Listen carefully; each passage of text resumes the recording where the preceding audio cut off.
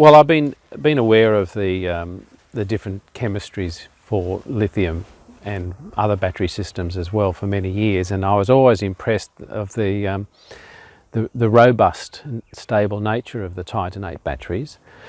The technology stayed in my mind as being stable, safe, long life. And then when I started, thinking here, now that we've got our solar system and we want to become less dependent on the grid, I started looking around for a battery system that we could install here. So I looked at pretty much all the candidates that were available. I didn't want an experiment, so I didn't want something that was so new that it didn't have the history or the lifetime data. Even though I've worked a lot with flow batteries, I wasn't ready for a flow battery system because I think they've still got a lot of development to go, and their power capabilities still not as good as lithium, and their lifetime I think is still needs to be improved. So it's definitely going to be a lithium battery system. I was very familiar with some of the systems, like we've done a bit of work with Kokam in South Korea, so I knew that their batteries were very high quality, but they were not providing batteries for small-scale residential use, as far as I know.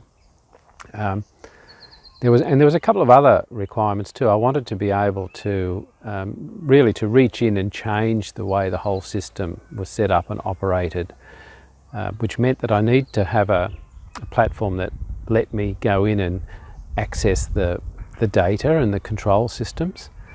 And so that meant that something like a Tesla Powerwall wouldn't work for me, because it's all proprietary, it's high voltage, sort of take it or leave it, plug it in sort of thing, even though I think their technology is quite good. I found a couple of other systems that seemed suitable as well. I'm just trying to think of what the name was. It was I think a German-based battery system that you could modularize, but again it was the same thing. It was take the whole system or nothing. So I moved on from that. And then I came across Zenaji, and I thought, okay, well, this is an interesting looking system, and I think the website recommended the Selectronics or Selectronic Pro inverter, which is, I think, first class, fantastic system. So the closer I looked at it, the more I realised this has got potential, because you can reach in, you can change some of the settings, you can get the data that you want.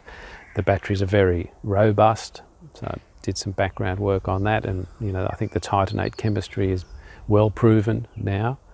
We originally chose 5 units, so it's just a bit short of 10 kilowatt hours, which by my analysis is, it's not enough for us to be independent, but on most days it will be. But I suspect, on the shorter winter days with high demand, it won't be enough to be independent. So at some stage I would probably go and put maybe another 4 or 5 kilowatt hours onto it, and being able to do that is a big attraction. I have no huge desire to be grid independent, because I know, and from the analysis that we did for many years, it's a lofty goal that's going to be very expensive to achieve, to be able to say, well, disconnect from the grid.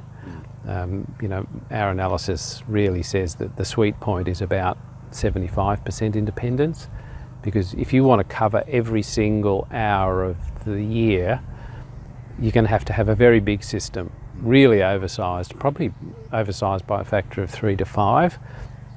And then what happens is, of course, for the rest of the year you're not using it, and so you're generating excess, you're storing excess.